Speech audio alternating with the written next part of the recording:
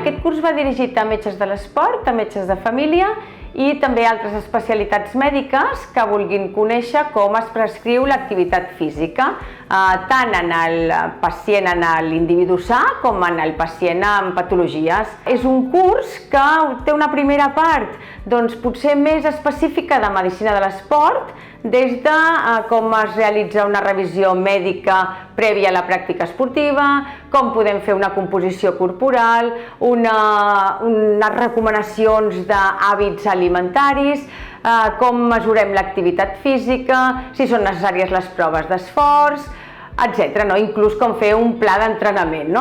Per passar després a una segona part més de prescripció, tant en la població sana com amb les diferents patologies més prevalents a la nostra societat.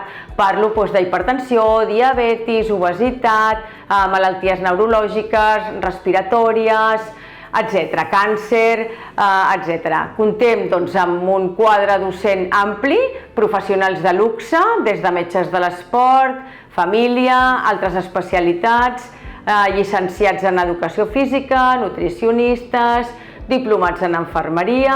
Pensem que són uns docents d'alt rendiment. El curs constarà d'una part presencial i una part online. La part presencial pretenem que sigui molt pràctica, es donaran classes teòriques però també molt pràctica, tallers de nutrició, tallers d'activitat física, d'estiraments, de composició corporal, fins i tot es portarà un cicloergòmetre per fer proves d'esforç.